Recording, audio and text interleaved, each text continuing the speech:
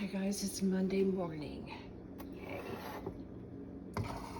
Mondays don't hit as hard though when you don't have to go to work. So I'm just gonna make my coffee and get my day started. I already got him off to work. His coffee is made and his lunch is made. He's gone. And I have to put a spoon in this because I use the Vital Proteins powder, and it used to melt in there, but anymore it can kind of form some chunks. So I just put this long spoon in here and kind of stir it up as it goes, and then it's fine. And my creamer somehow always gets moved around. I gotta finish this one off before I finish or start that one. And I'm gonna get my eye drops out of here because they hurt like you know what. So they said put them in the refrigerator, and it helps a little bit. So I'll put back my coffee maker a little loud. I'll be back later to talk more. But I think today we are going to have chili because it is freezing outside and raining. It's my perfect kind of day. I love cold, rainy day. Well, it could be warmer in my opinion, but whatever. I'm done buying paper towels. I sent to Amazon and got these Swedish cleaning cloths, and you can use them anywhere that you use paper towels. And they're stiff, but when you get them wet, you know, they get soft, and you can just do your windows, your countertop, anywhere that you would use a paper towel, you can use these. And as you can see, I've used this one already. If they do get too dirty and they won't rinse clean, just put them in the top rack of your dishwasher and they'll get clean that way. And it came in a pack of 6, so they're kind of pretty. That's my favorite. Kind of pretty.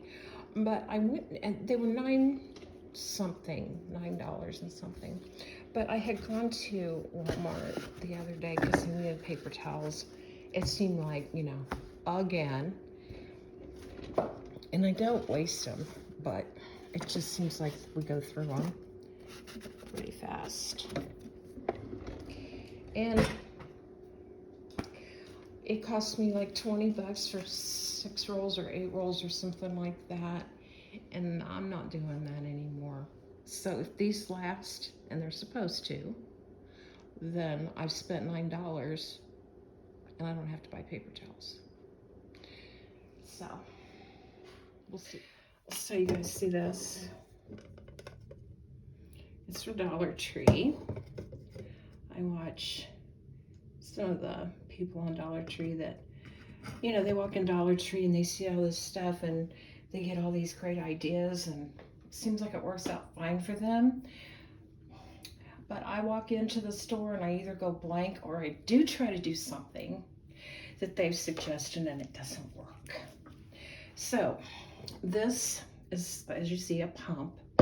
And she said to put your toothpaste in it. And it looks so much better on the counter. I thought, great. So in my excitement, I unloaded like 2 full things of toothpaste. And what's the saying? You can't put the toothpaste back in the tube. So now this thing has quit working. It's a mess. My husband cusses every time he comes in here to brush his teeth. I said, I will take care of it today, I promise. Only thing I can think to do. I got my spoon, and I got 2 of these little snack bag things.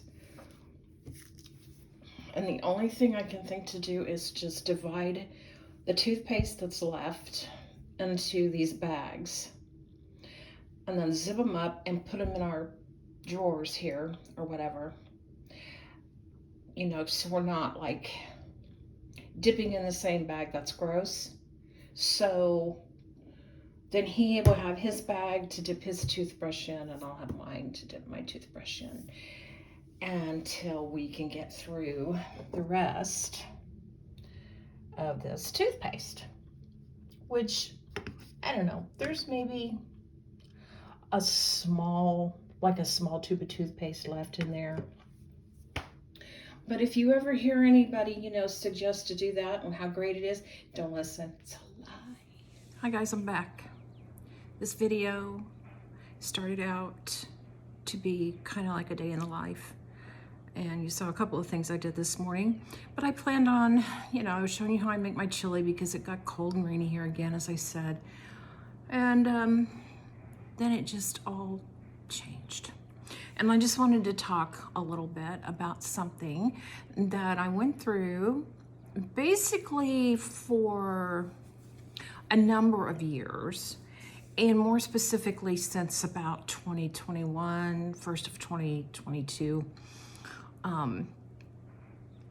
And I'm gonna tell you what's on my heart because I just kept getting a prompting that someone might need to hear this. So without going into all the very personal details of everything that transpired between my brother and my niece over the years, let's just suffice it to say that over the past, I'm gonna say 7-8 years maybe, and that's a guess. You know, I've taken one slam behind another slam and then another slam from them. I've been the black sheep. I've been talked about behind my back to other family members, distant family members, cousins, things like that. And so, you know, when word gets back to you that that's what's going on, you just kind of withdraw, or I do. But I put up with that. You know, everybody's got issues or whatever. But there was just an underlying disconnect between us, specifically my brother and I. Now, this started when he was still married and his wife has passed away. I believe it was 2017, so it was before that, you know, I started to feel icky around them. And like I said, that disconnect. The point that I'm trying to make here is that if you need to cut people out of your life so that you can be happier, more fulfilled, stop worrying about it, stop thinking about it, if you have been through it enough that you are to that point, I don't care if it is family, I don't care if it's your best friend, cut them out. And I'm not telling everyone this, so, oh, you know, feel sorry for me or anything like that, because that's not what I want. That's not what I'm here for. I'm here to tell you how much better I feel having the cherry on top of the cake. It all came to a head last week, and it's over. It's said. I'm not going back. It's said and done. It may be childish, but they are blocked and deleted, and I truly don't care. And it took me a long time, and then it took me a longer time to tell myself that it was okay because it was family. And that was the point I was trying to make a minute ago. It doesn't matter if it's family. If it's someone who's hurting you, it's okay to turn around and walk away. Now, there were things that happened that were asked of my forgiveness, and it was given, but then things didn't change. And you can't ask forgiveness and then nothing ever changes. So that went on for another couple years. I'm not saying I didn't try, and I'm not saying that there weren't several years. In fact, looking back, I should have done this a long time ago. So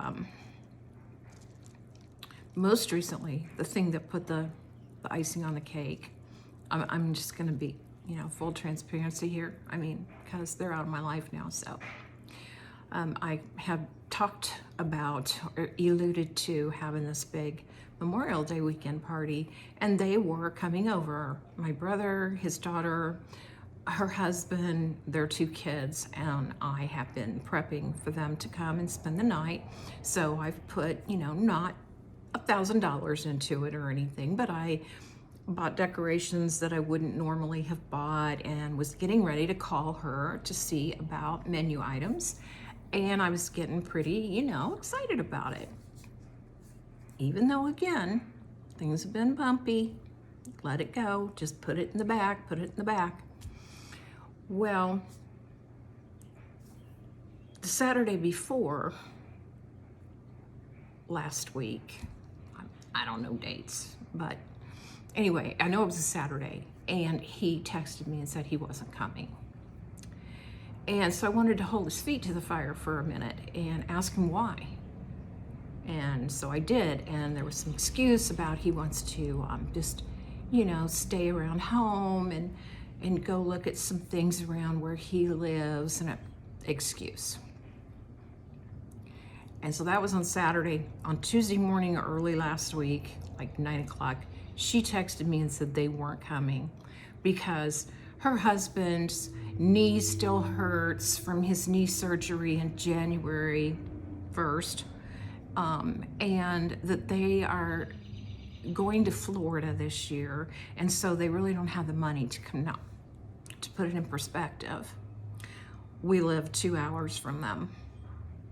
So Florida is a heck of a lot farther away for them than we are, but his pain won't allow him to come here. I don't blame him. I mean, he's just on the train, because me and him have always been cool, but sadly, so I kind of blew up. I finally blew up.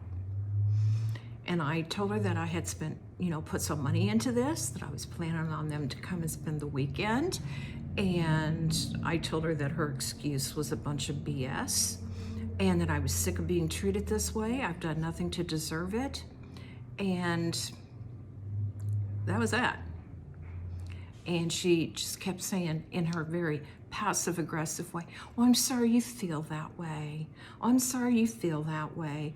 As if she really didn't believe that I was that mad, And if I was, "Oh, she's sorry I feel that way, but don't really care." That's the impression that I got. My daughter had a talk with her later, and she said, "Don't ever ask my mom," because they are the ones who asked me to have this party. And she said, "Don't ever ask my mom to do anything ever again." And my niece said, "Sounds good." And that just kind of stuck with me, like she got the final slash in, because that just kind of hurt. Sounds good. Like, I don't care. So it tells me that I've spent all these years putting up with and trying to forgive and forget and move forward and be welcoming to them and be caring to them, and they've never cared. So my point to you is, if you need to hear this, if there is someone in your life that is causing you strife, keeping you up at night, hurting you, making you think about it all the time, has you torn up, It's okay, even if it's family, because that's the lesson I had to learn, and I was this old before I learned it. It's okay to let them go and never look back. And I'm telling you, I feel such relief and such peace. It's a great feeling. So I know this vlog was all over the place, but that's how I roll. And I just wanted to get that out there because there's a lot of people out there who, they just put up with a lot of stuff. I think we all put up with a lot of crap oftentimes. And more often than not, we keep doing it because it's family and it's not necessary. And it's all gonna be sorted out after we die anyway. So get your peace now. You deserve it. This is a hard, hard world. Thanks for listening, guys. And I'll see you in the next one.